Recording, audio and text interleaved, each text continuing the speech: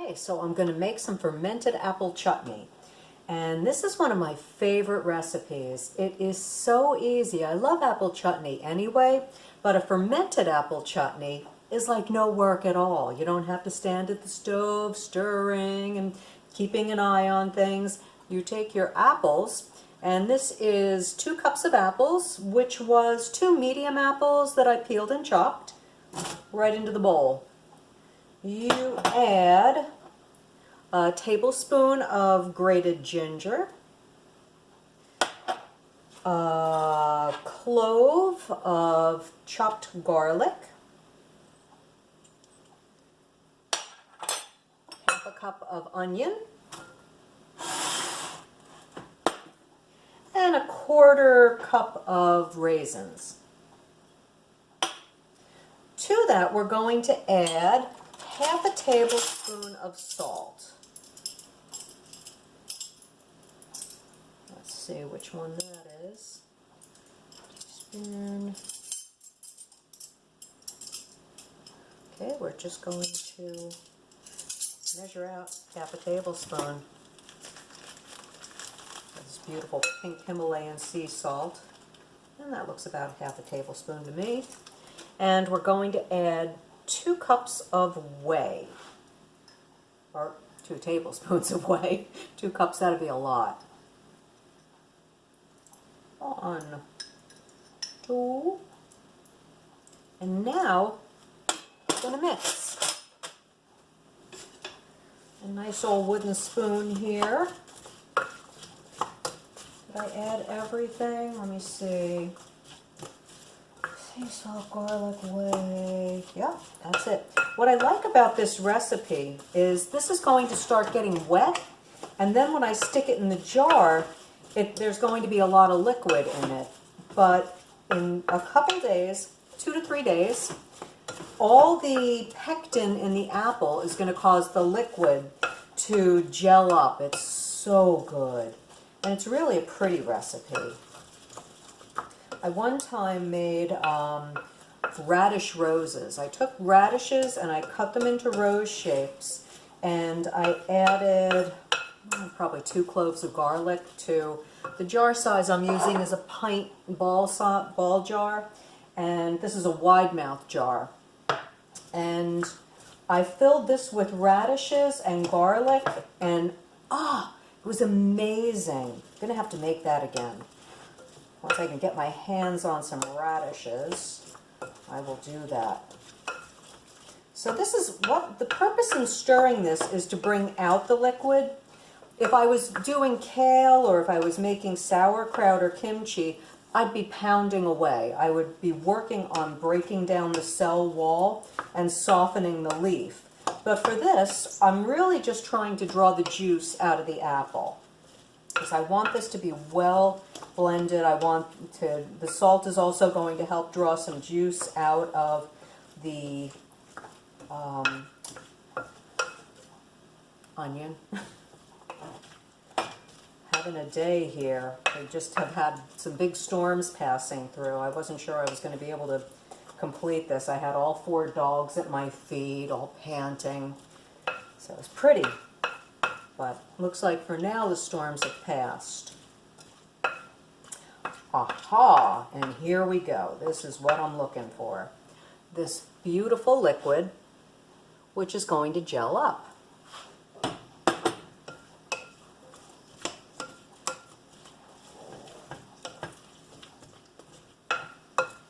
You know, I think I'm going to add a little cinnamon to this, just because I feel like it.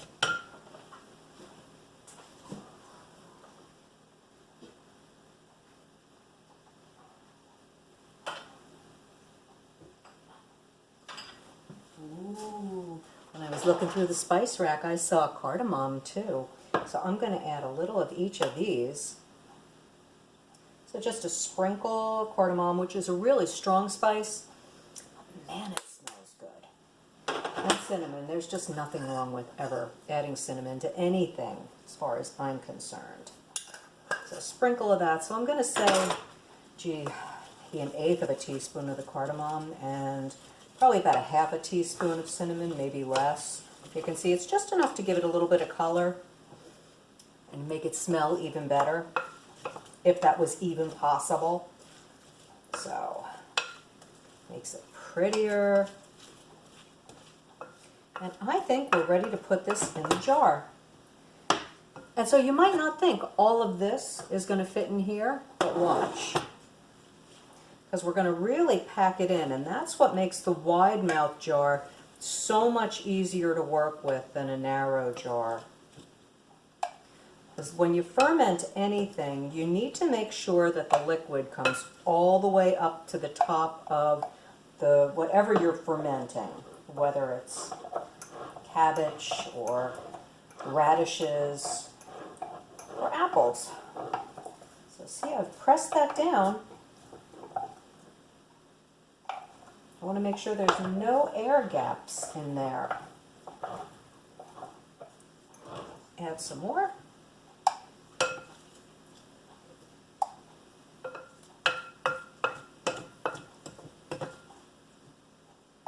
Do some more pressing.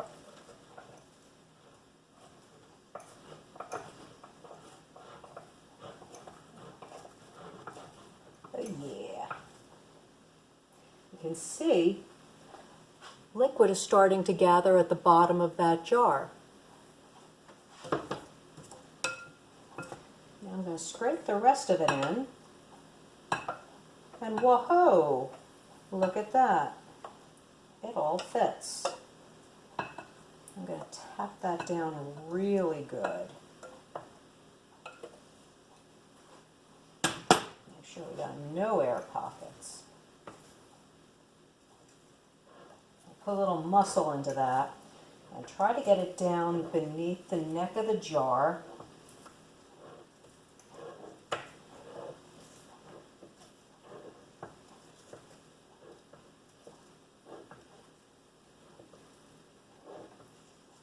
Oh yeah, that's looking good. And you can see the liquid rise as you press. And that's what we're looking for. We want the liquid coming right up to the top.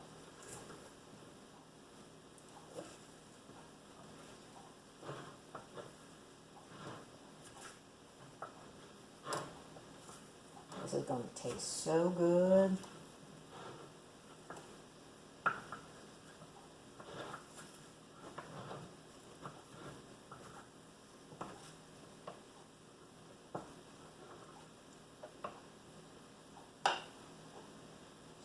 I'm going to actually use this. Let's see. Oh yeah, there we go.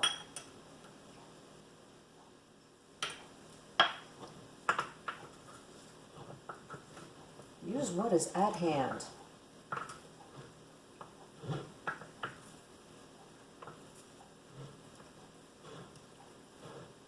That, my friends, right up to the edge, and you can see the liquid is right up to the top. I'm going to press a little bit longer until the liquid totally covers this, and then we'll be back in 3 days to taste it.